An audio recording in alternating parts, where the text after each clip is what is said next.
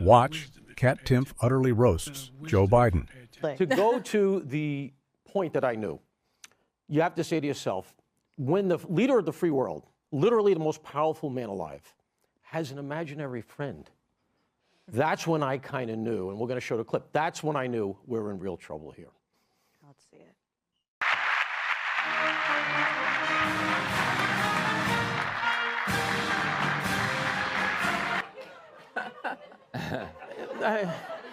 You guys. Kat Timpf launched her critique of Joe Biden's presidency by pointing to moments that symbolized not just lapses in judgment, but an alarming detachment from reality. The underlying theme of her roast was not just about Biden's gaffes, but what they revealed about his ability to lead the nation effectively. A piece in the Wall Street Journal talked about this, pointing to special counsel Robert Hur explaining that he wasn't going to charge Biden in part because he didn't think a jury would convict a guy with such diminished faculties. Anyway, it was a huge moment that I will never forget. Much like my engagement, finding out I was pregnant, and that one time Greg told me I was doing a good job. But it wasn't the only one.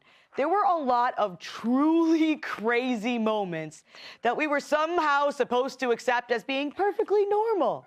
The narrative shifted to Biden's public interactions, where his frequent struggles with names and identities highlighted a concerning pattern. These moments, Timpf suggested, weren't isolated mistakes, but part of a larger issue with his cognitive faculties.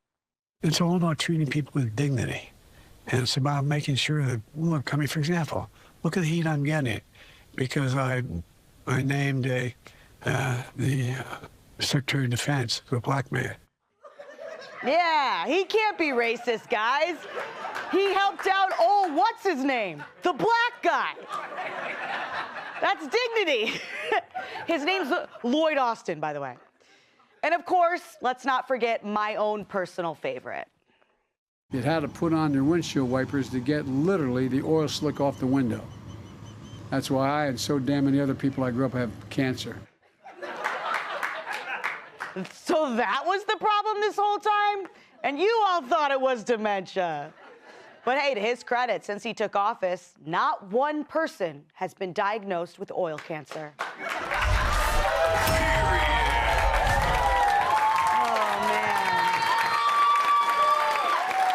Yep. That's why I and so damn many other people I know have cancer. Remember that? And then they were like, he said he's been affected by cancer. That's not what he said. The infamous Easter Bunny incident was another point of focus, illustrating how Biden's interactions with the public often bordered on the absurd. This moment encapsulated the chaotic and sometimes baffling nature of his presidency. Did he think at that exact moment, like, yes, wild giant bunny, I will follow you this way. I have no idea what's going on. Like, he was starting to talk about, like, geopolitical catastrophe that he was leading, and the bunny's like, over here, buddy, out this way. Truly wild. Timpf and her panel also reflected on Biden's legacy, particularly the public's lowered expectations for leadership. What once might have been considered a bare minimum was now celebrated, further emphasizing the stark contrast between Biden's presidency and those that came before. He did a great job. He did it.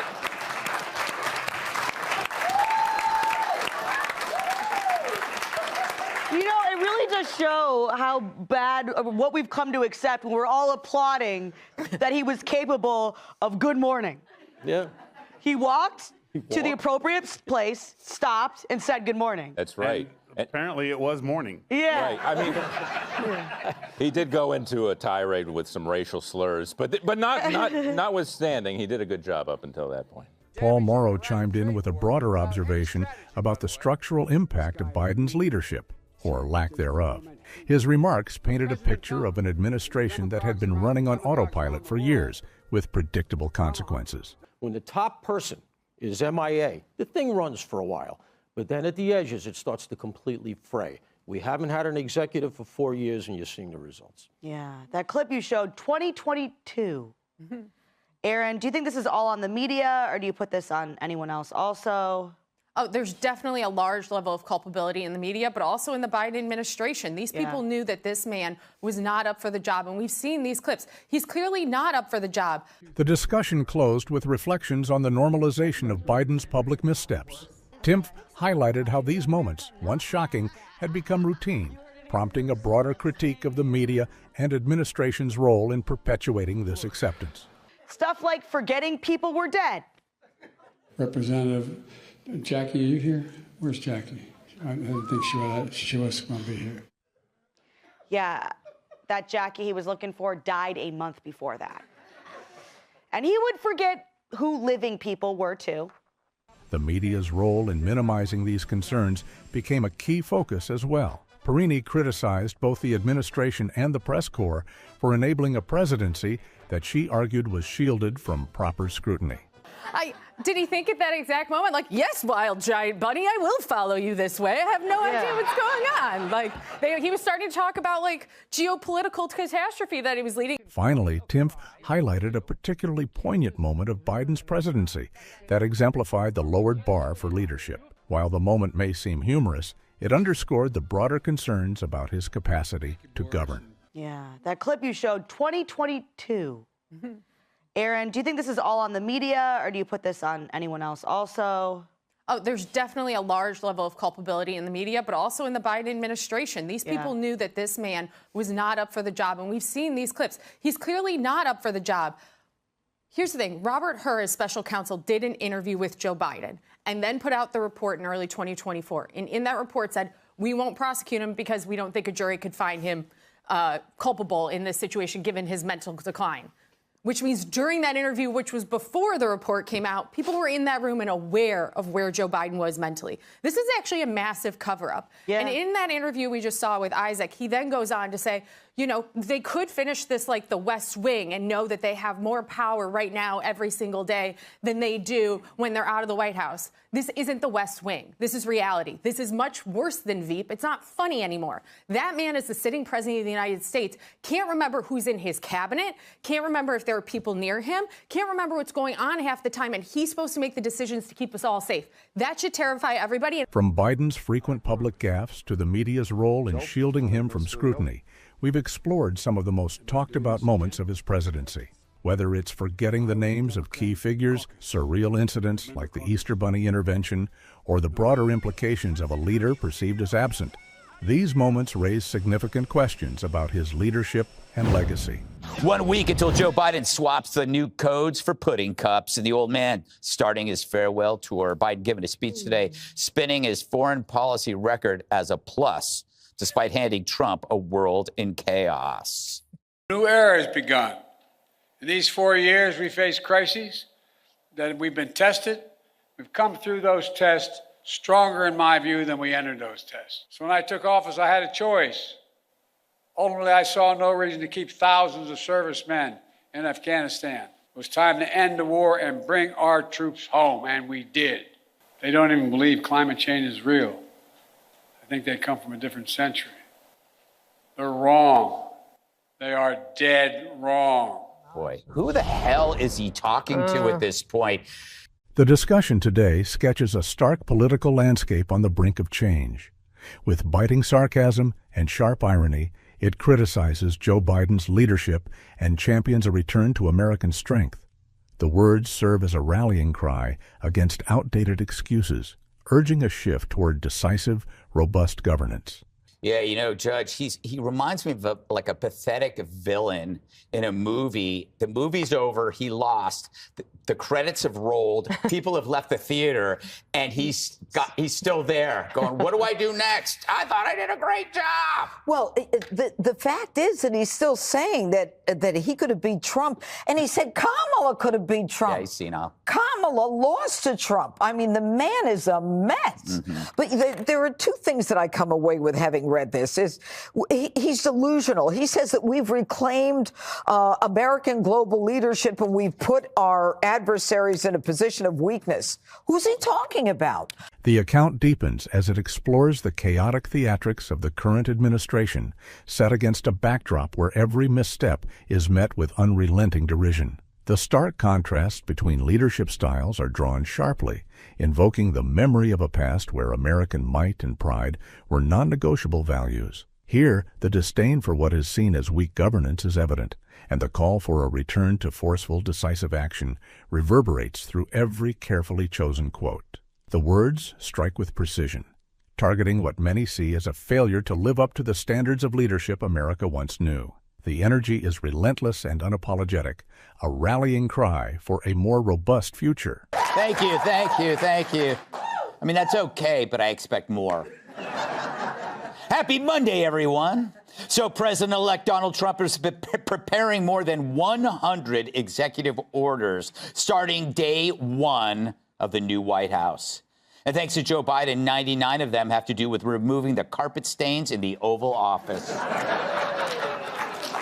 Yeah. And yet another interview with the corpse that wouldn't leave. President now says, quote, I could have beaten Trump, and I think that Kamala could have beaten Trump. He added, if you don't believe me, just ask my good friend Jimmy Carter. As the narrative unfolds, the polemic dissects Biden's presidency with razor-sharp commentary. The presentation contrasts perceived strength versus weakness, a theme that resonates with those longing for a revival of past glory. The words leave little room for ambiguity or compromise, striking hard at Biden's leadership and the associated policy failures.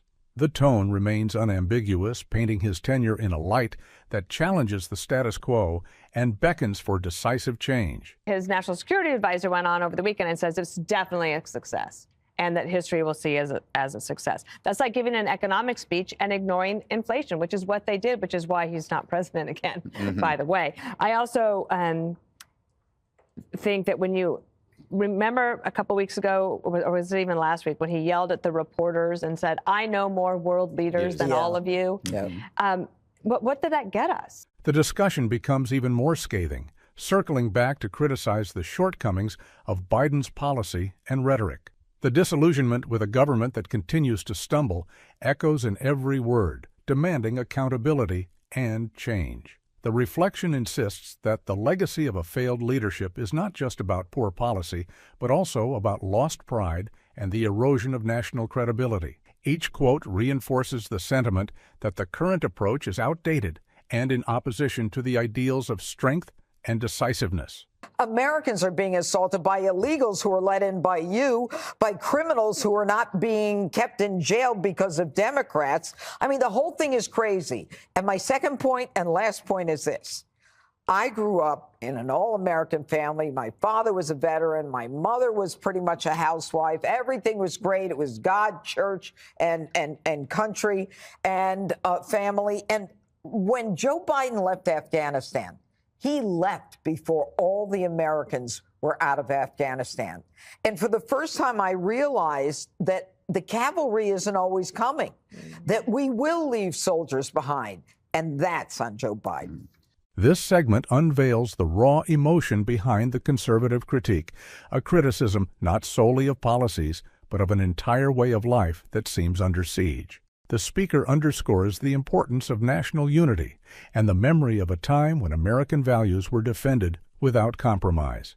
The lament for a lost era is palpable, serving as a stark reminder that leadership matters, especially when national security and heritage are on the line. Everything was great. It was God, church, and country, and family. And when Joe Biden left Afghanistan, he left before all the Americans were out of Afghanistan. And for the first time, I realized that the cavalry isn't always coming, that we will leave soldiers behind. The words weave together personal conviction and political fervor, building an image of a country yearning for a return to order and traditional values. The speaker challenges the current state of affairs, insisting on the importance of remembering and honoring the sacrifices that built this nation. With every quote, the call for accountability grows louder, striking at the heart of what many believe to be a dangerous deviation from patriotism. What's the Biden doctrine? I have no idea. The Biden mantra was don't. Everybody violated it. He's probably not going to get a presidential library, and that's good because there's really not a lot to say. The tone now takes on an air of finality. The biting critique exposes a leadership that seems inept and dismissive of the values that once forged American greatness. Each word drives home the message that a new chapter is imminent, one that promises decisive, no-nonsense governance to replace tired rhetoric. The approach is defiant, demanding a return to a more assertive style that appeals to American pride. Your whole monologue, you didn't mention Republican, really. No, it's all about Dems. He's just pro-American. He's blurring the line for everything. And 4 years ago, he's not a real conservative. He's going to destroy the Republican Party. But sooner or later, everyone's talking about America. They're not talking about Republican. And that may get some people sad. To wrap up, we have learned that the discussion here is a searing critique of a presidency characterized by perceived missteps and failures. Through a series of extended, unaltered quotes, the account paints a picture of a leadership that has faltered both domestically and internationally, leaving behind a trail of broken promises and neglected responsibilities. The reflections throughout challenge the current state of affairs and call for a return to a more robust and traditionally grounded style of governance. Before we conclude, consider this final thought. So he's not a conservative in the sense like that's always been. He's evolved, and we should all evolve. When you stop evolving, then you become a dumbass. Hey. All right. I got to move on. Before we go, we have a big announcement. Reflecting on all that we have heard. Yes, remember cheap fakes? When we were told over and over that things that appeared to show President Biden had lost a step were somehow manipulated media. Well, they were not. President Biden's presidency has been mired in controversies that range from secretive policies to questions about his cognitive fitness. Reports of diminished faculties and questionable decision-making have added fuel to debates about the administration's transparency. One of the most controversial decisions involved the transfer of detainees from Guantanamo Bay. While framed as a step toward fulfilling a campaign promise, critics question both the timing and the potential risks involved. And if President Biden is trying to deliver on his public promise to close the prison at Guantanamo Bay, we're not sure why this transfer was made in secret. 11 Yemeni detainees sent to Oman rehabilitated, at least according to the DOD, that is now telling us in a statement the United States appreciates the willingness of the government of Oman and other partners to support ongoing U.S. efforts focused on responsibly reducing the detainee population and ultimately closing the Guantanamo Bay facility. The transfer was just one of many decisions that critics say revealed a pattern of avoidance and secrecy. Even within the White House, reports emerged of meetings being canceled or rescheduled to accommodate Biden's good days and bad days. These revelations raised alarms about who was truly steering the ship during critical moments.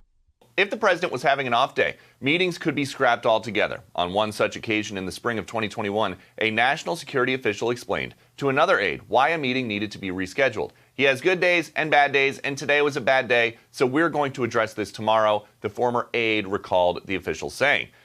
The fallout from the Afghanistan withdrawal was another defining moment of Biden's presidency. The chaotic evacuation at Abbey Gate, marked by the tragic loss of American lives, left many questioning the administration's preparedness and accountability. Even when confronted, Biden often deflected responsibility by pointing to decisions made by his predecessor. And I asked him a question, something to the effect of, do you bear responsibility for this? And he turned it around on me at the time, asking questions about some deal that Trump and Mike Pompeo had negotiated. While the White House dismissed public concerns about Biden's cognitive state, internal accounts tell a different story. Staff reportedly sought assistance from Hollywood professionals to refine the president's public image, even as his speech patterns and demeanor continued to raise questions. Well, they brought in at the start of the presidency Hollywood pros to deal with the voice that you're talking about, the diminishing voice, which I know you heard up close and personal. Listening to Joe Biden's voice has been my life's work for the last 6 years. These efforts to manage Biden's image extended to dismissing visible public missteps as minor or fabricated. The administration often brushed off concerns, but leaked stories from insiders and first-hand observations painted a more concerning picture. In the small windows we did see President Biden, there were falls on stairs, on stage, on a bike, but we were continually assured everything was okay. Foreign policy decisions have also been influenced by these dynamics. Biden's push to lower the population at Guantanamo Bay, even at the expense of national security risks, has drawn sharp criticism. His willingness to consider prisoner exchanges with adversarial groups has sparked debates about the long-term implications of these actions. And this was a senior al-Qaeda leader who has been held for years. And so this is a big gut check for President Biden. How badly does he want to really get the population of Gitmo down? Is it worth releasing a senior al-Qaeda leader? Even as public criticism grew, the administration maintained that Biden was fully capable of leading. Despite mounting evidence to the contrary, officials dismissed calls for cognitive testing and continued to frame concerns as politically motivated attacks. His mental acuity is great. It's fine. It's as good as it's been over the years. Well, do you think the president should undergo some sort of cognitive testing? No, to the extent that we're having this conversation, I don't see any need to do that as it relates to Biden. Critics argue that the consequences of Biden's leadership style have been far-reaching, impacting both domestic and foreign policy. From the handling of the economy to international diplomacy, questions persist about the effectiveness and transparency of his administration. Yes. Wages for working families have gone up while inflation has come down 65%. Will you accept the jury's outcome, their verdict, no matter what it is? Yes. And have you ruled out a pardon for your son? The controversies surrounding Biden's leadership also reflect broader systemic issues in modern politics. The efforts to downplay or conceal these challenges highlight the tension between maintaining public confidence and addressing reality. There were about 800 prisoners in Gitmo. Now it's down to 15. And recent estimates put the cost at about $13 million per prisoner per year. So even if Joe Biden fails in his promise to close Gitmo for good, emptying it out like this puts a lot of pressure on his successors to close it, if for no other reason than it's becoming too expensive. As Biden's term comes to a close, the legacy of these decisions will undoubtedly shape public opinion and the political landscape for years to come. The debates over transparency, competence, and accountability have underscored the challenges of leadership in an era of heightened scrutiny.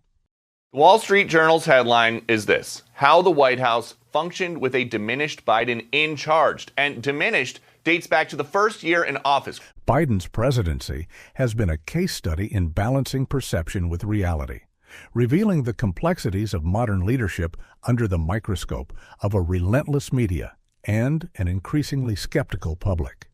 From the secretive transfer of detainees at Guantanamo Bay to questions surrounding his cognitive fitness, his term has been fraught with decisions that have sparked widespread debate.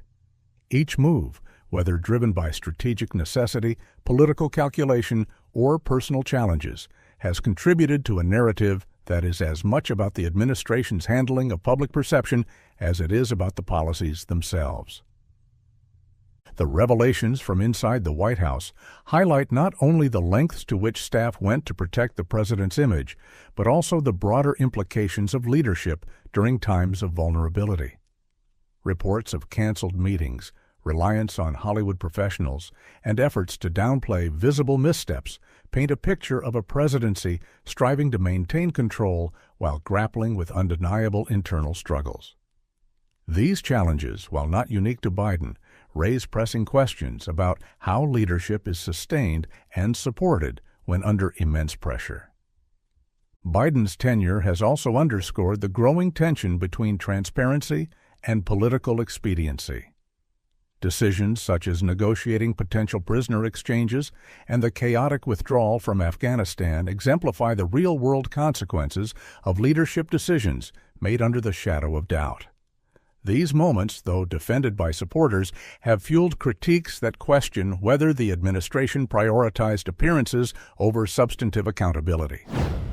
I think what happened to the Democrats is they got really drunk on 2020. They were really excited that the activism and the virtue signaling, to Paul's point, was at its all-time high. They were excited because people were locked in their homes, scared of COVID. You had BLM activism, and everything really was so exciting for them. That was their peak. And then they forgot that time moved along and people were tired of woke, but they stayed in that same spot. And now they're trying to figure out how to get out of it, but they don't have a leader. Kayleigh McEnany's sharp critique of the Democratic Party offers a compelling view into what she sees as its unraveling. With her characteristic wit and incisive analysis, McEnany sheds light on the internal disarray, voter dissatisfaction, and leadership vacuum plaguing the party. Her assessment is rooted not just in opinion, but in the observations of Democratic strategists themselves. Democratic strategists are openly conceding that their party is a total mess. Strategist Liz Smith says this, that the Democratic brand is, quote, in the toilet. That's harsh. And that the D next to their names represents the status quo. McEnany believes this admission reflects a fundamental disconnect between the party's leadership and the electorate. Voters, she explains, no longer feel represented, and focus groups have revealed this discontent in unexpected ways. The comparisons of Democrats to animals, both humorous and telling, highlight a perception of stubbornness and inaction. When asked to compare the Democratic Party to an animal, one participant compared the party to an ostrich because they've got their heads in the sand and are absolutely committed to their own ideas, even they're failing. Another likened them to koalas who are complacent and lazy about getting policy wins that we really need.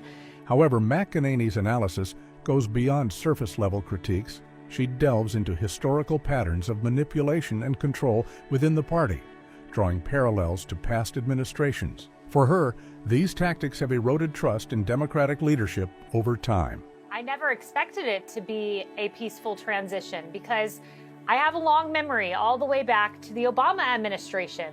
And Jesse, as you well remember, Obama in the Oval Office, when he was meeting with Trump, floated the name Mike Flynn, warned what a danger Mike Flynn was, and then it was just a few months later when President Trump came in that Andy McCabe and the FBI cornered him in an office and entrapped him. This history, McEnany suggests, is part of a broader problem within the Democratic Party, a focus on power and optics over genuine governance. She ties this critique to what she sees as a prioritization of virtue signaling and ideological purity over meaningful policy outcomes. The Democratic Party forgot that it was about the American people, and it became about their own feelings about themselves, wanting to, it became a virtue signaling spelling bee, right? They were all competing with each other to get to the left of each other, and what gets lost in that sauce is the American people. Adding to the party's woes, McEnany argues, is an evident lack of leadership. Vice President Kamala Harris's perceived absence from pivotal moments is emblematic of this issue. For McEnany, Harris's inaction during critical times has only widened the leadership gap.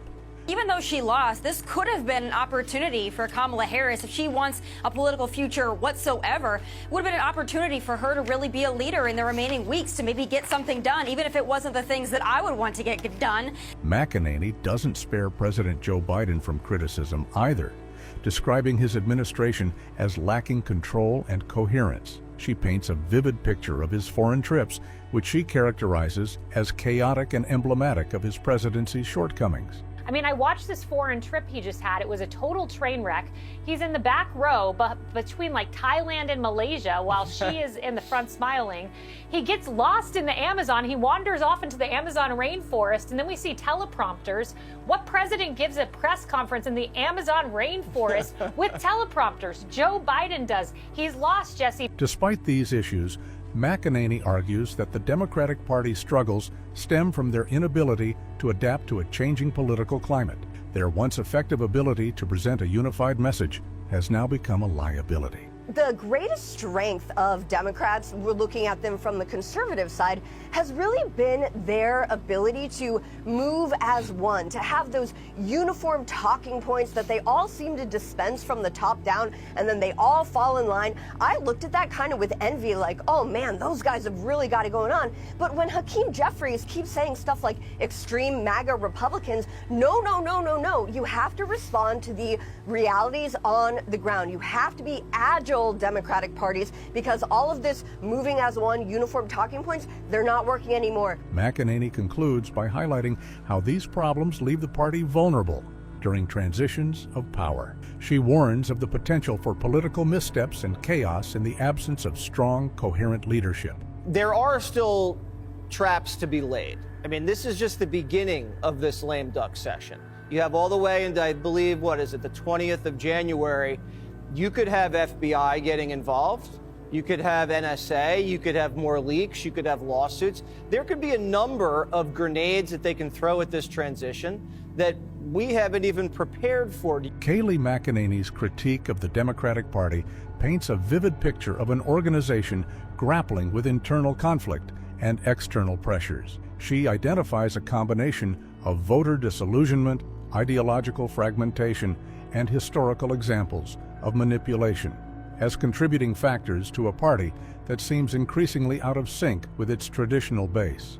From failing to resonate with the working class to struggling with leadership gaps, McEnany portrays a Democratic Party at a critical juncture. Her analysis underscores the importance of adaptability in a rapidly changing political landscape. As she points out, the Democrats' once strong connection to the working class has eroded, replaced by perceptions of elitism and detachment. This shift, McEnany suggests, has alienated the very voters who were instrumental in their past victories. The problem is not just a branding issue, but a deeper challenge of reconnecting with core values and priorities. These dynamics, McEnany argues, make it increasingly difficult for the party to chart a clear path forward. Without strong, relatable leadership, the Democrats risk falling further into internal discord and losing relevance among key voter blocs. Her observations serve as a reminder that politics is not only about policies, but also about understanding and addressing the needs of everyday people. As she notes, Democrats, another said, are not a friend of the working class anymore. The question remains, can the Democratic Party rediscover its purpose and leadership, or are these issues too deeply rooted to resolve? Will they adapt to meet the evolving demands of voters or continue down a path that alienates their base? Mr. President, do you have any reaction to the pardons President Biden did at the last minute? Well, I'm not going to discuss it now. I think it was unfortunate that he did that. We won't discuss it now. Well, it's very interesting, and to me it was stunning, although there's certainly been rumors about this, that Joe Biden decides that he's going to pardon pretty much all of his family, the members, Harold, of the Biden crime syndicate, his brother Joe and his son, and I think some in-laws, Mark Milley, Anthony Fauci, preemptive pardon, meaning they aren't charged with anything, but we're going to tie the hands of the next attorney general to make sure that she, does not indict anyone. In the final moments of his presidency, Joe Biden made what many consider his most brazen and controversial move yet. With mere minutes left in his term, he issued a series of pardons that shocked both Democrats and Republicans alike. The timing and scope of these pardons raise serious questions about the Biden family's potential legal exposure and their desperate attempts to avoid future prosecution. People do not deserve to be targets of unjustified and politically motivated prosecutions. Talk about the pot calling the kettle black. The only people who have been victims of unjustified and politically motivated prosecutions are the Republicans who have suffered at the hands of a weaponized Biden Justice Department. And they then add that these pardons shouldn't be mistaken as an acknowledgement that they've engaged in any wrongdoing. The hypocrisy of the Biden administration's justification for these pardons is staggering. After spending years weaponizing the Justice Department against his political opponents, Biden now claims his family needs protection from political persecution. Even more telling is the timing, waiting until the final minutes of his presidency, when most of the media attention was focused on the incoming administration. At 11:41 today, Judge, Joe Biden pardoned many of his family members, preemptive pardons. This is in addition to all the other pardons he had done around 11 a.m. And it's my contention, my belief that President Trump didn't know about these because they announced them after he had already walked into the rotunda. And it is quite brazen. And I think Democrats are going to have a hard time answering it. The calculated timing of these pardons suggests a deliberate attempt to minimize immediate reaction and scrutiny. By waiting until President Trump was already engaged in inauguration ceremonies, Biden's team clearly hoped to bury this controversial move beneath the day's historic events. I think the insult to injury around this one is that President Biden, when he was asked repeatedly, will you pardon your son Hunter, he said no. Then he decided at the last minute to do it, which was fine if you just said, hey, I'm going to pardon my son. But when you add to it, he's been prosecuted selectively, or he was singled out, I think that's what gave people a little bit of a bad taste. The sudden reversal on Hunter Biden's pardon represents a pattern of deception that characterized the entire Biden presidency. More concerning still is the broader implications of these preemptive pardons, particularly those issued to non-family members like Anthony Fauci, whose pardon raises disturbing questions about what might be hidden from the American people. Fauci's pardon's bizarre because it's backdated to 2014. And in 2014, that's when he began the gain-of-function research, which leads me to believe maybe COVID-19 was a Fauci baby. We already know he trained the people in China on how to do gain-of-function. We knew he funded that lab, but this specific strain, that leads me to believe that there's something more to uncover. It makes me highly suspicious. The backdating of Fauci's pardon to 2014 appears particularly calculated, coinciding with the beginning of controversial gain-of-function research. This specific detail suggests there may be far more to uncover about the origins of COVID-19 and Fauci's role in its development. I think the real precedent here, Judge, is that these are pre-pardons. Yep, preemptive, and absolutely. Basically what happens is you set a precedent for every president to perhaps give a pre-pardon to friends or family or those he's close to. I think the insult to injury around this one is that President Biden, when he was asked repeatedly, will you pardon your son Hunter, he said no. This unprecedented use of preemptive pardons sets a dangerous precedent for future administrations, potentially transforming the presidential pardon power into a shield for corruption and wrongdoing. The implications for our democracy are profound and troubling. Well, I think the pardons are a big story today, and I think waiting till, 11:45 before he issued these final ones was in part to avoid them becoming the big story of the day, but there's no getting around it. This is extraordinary. The media's reaction to these last-minute pardons reveals the extent to which even Biden's traditional allies were caught off guard by the brazenness of this move. The timing was clearly designed to minimize media coverage, but the significance of these pardons cannot be understated. And I do think that regardless of pardons, you still investigate. It doesn't say you can't investigate, especially with Fauci. I mean, you know what? If you can't throw him in jail, at least make it so that he's forever known for what he did. Despite these pardons, the path forward remains clear. Thorough investigation into the activities of Fauci, the Biden family, and others who received these suspicious pardons must continue. The American people deserve to know the full truth, even if criminal prosecution is now off the table. First of all, he pardoned 5 family members, 4 of whom we've never really even heard of. So that was to make it appear that he was not protecting one. It was like, I'm doing all these people, but it was really about his brother. Oh, interesting. So it's like that episode of Murder, She Wrote, where this guy poisons a bunch of people, so it's not like he just poisoned his wife, so then it throws the scent off him. The attempt to dilute Hunter Biden's pardon in a sea of lesser pardons exemplifies the cynical calculation behind this entire episode. By including relatively unknown family members and allies, the Biden administration tried to create confusion and deflect attention from the most serious cases. But this smokescreen tactic only serves to highlight the desperation behind these 11th-hour pardons.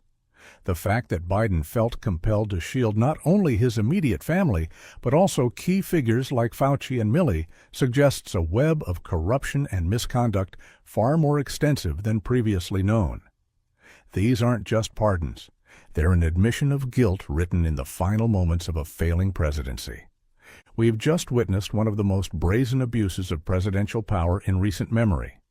We've uncovered the disturbing truth behind Biden's last-minute pardons, the deceptive timing, the false pretenses, the strategic inclusion of lesser-known family members to obscure the true targets, and the suspicious backdating of Fauci's pardon. These actions represent not just a protection racket for the Biden family, but potentially a cover-up of serious wrongdoing related to COVID-19's origins and years of corrupt dealings. The final act of a scoundrel is literally a stink bomb thrown as you exit the building. And, accepting the pardon, is that accepting guilt? I say yes. I really do. So you've written about this for several years now, pretty conclusively, I would say. You had an amazing book on Hunter Biden's laptop, which sort of substantiates a lot of what you're saying. But no one has ever been punished for it. There was no effect, really. The saga of Hunter Biden's laptop is not merely a scandal of political corruption, but a deeply unsettling glimpse into the mechanisms of suppression wielded by powerful institutions. As Miranda Devine points out, the story has been extensively reported and substantiated, yet no meaningful consequences have followed. This lack of accountability raises pressing questions about the systems of power that operate beyond public scrutiny, shaping narratives in ways that silence uncomfortable truths. No, so that's why I wrote the second book, The Big Guy, which is Joe Biden's code name that Hunter Biden's former business partners like Tony Bobulinski had to use to refer to Joe Biden because the family was so paranoid about his involvement. And I think, the first book, The Laptop from Hell, that we at the New York Post wrote about and then got censored by big tech. At the time, that was before the 2020 election, and we didn't really understand how this was happening. We just thought, Twitter and Facebook are just woke and they want Joe Biden to win, so they're censoring us. But what we found out after the election, in part thanks to Elon Musk opening up the Twitter files, and also because of a whole lot of once the Republicans took the House in 2022, or after 22, they got to subpoena a whole lot of documents and also interview witnesses.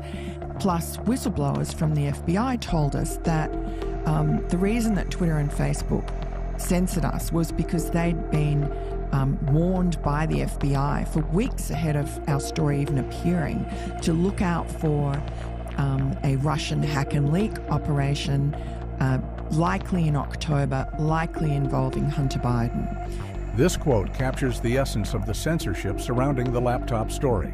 Initially dismissed as the result of woke corporate bias, the deeper reality emerged later, revealing that the FBI had actively primed social media companies to suppress the story. By painting it as a potential Russian operation before it even surfaced, the FBI ensured that platforms like Twitter and Facebook would discredit it immediately.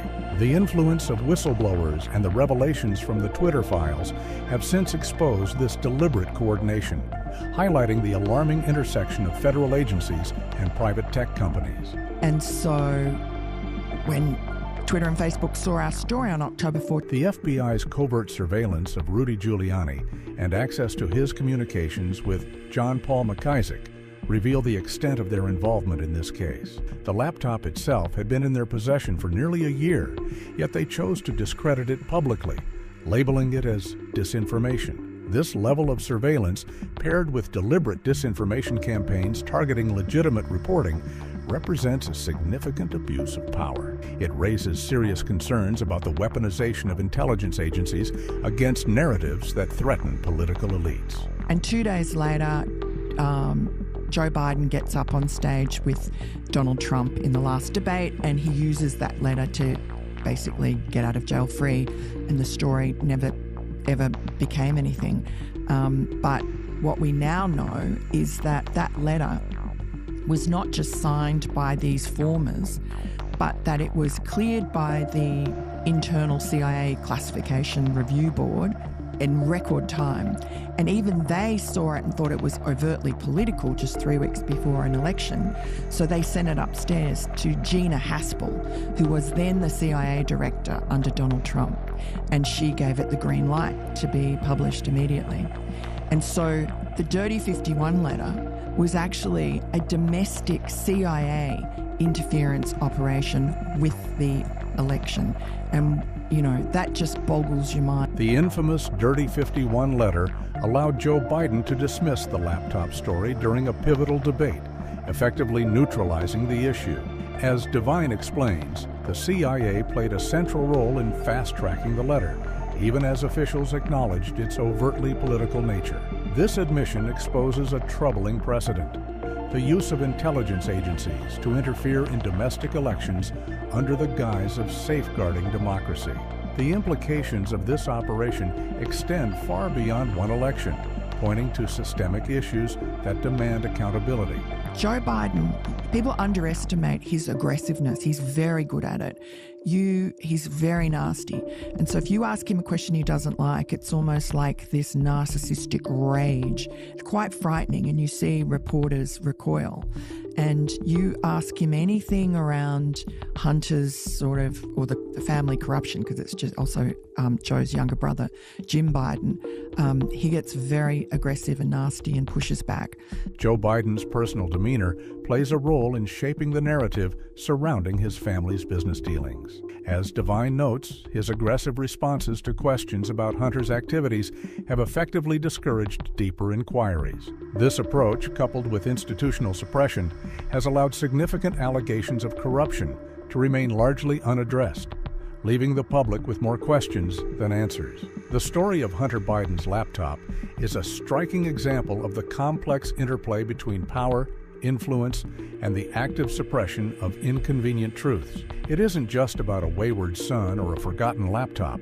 It's about the mechanisms that powerful institutions deploy to protect their own. From the FBI's covert surveillance of Rudy Giuliani to the CIA's expedited clearance of a politically charged letter, the narrative exposes a system that prioritizes narrative control over transparency and accountability. The orchestration behind these efforts reveals a deeply entrenched network of influence, where media, government agencies, and political figures work in concert to shield not just individuals, but the broader establishment from scrutiny. As Devine underscores, this suppression wasn't solely about Hunter Biden. It served to protect a sprawling network of power that relies on secrecy and deniability to maintain its hold.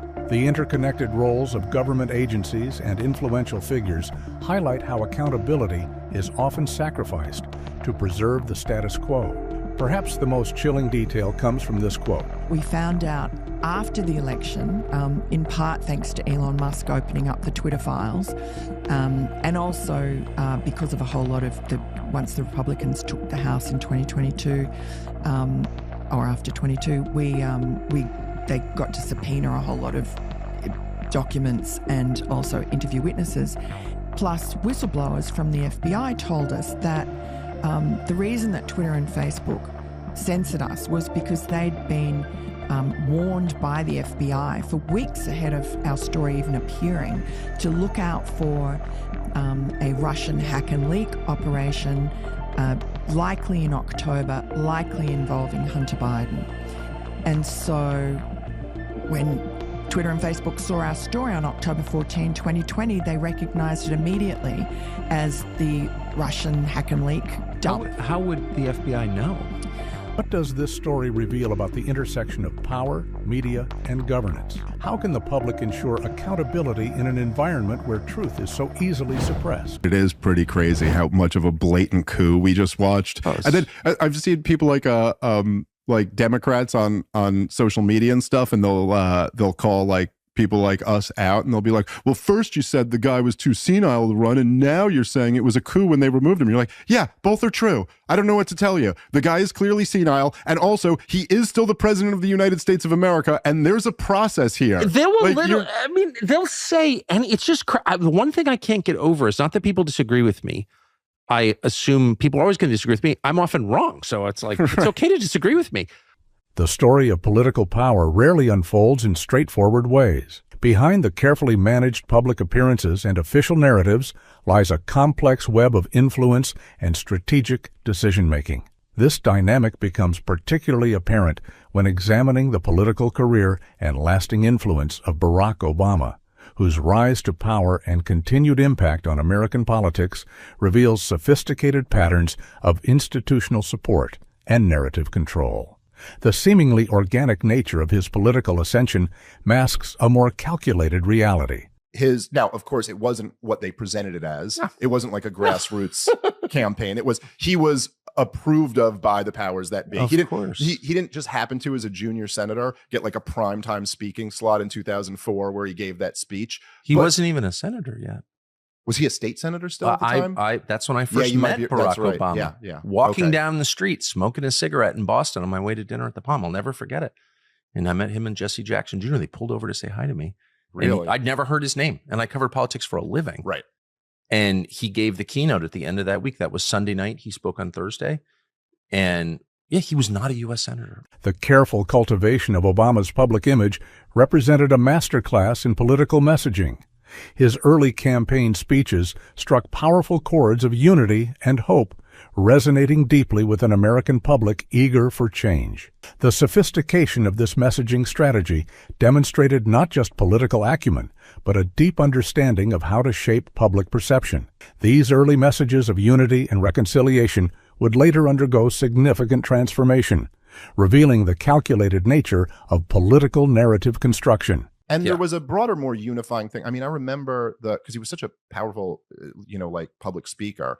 I mean, he never really said anything, but it would still be beautiful. Yes. I remember in his acceptance speech at 2008 at the DNC, we had this whole line where he was like, I love this country, and so do you, and so does John McCain. The men and women who have fought for this country have been Republicans and Democrats and independents, but they fought together and died together, not defending a red America or a blue America, the United States of America.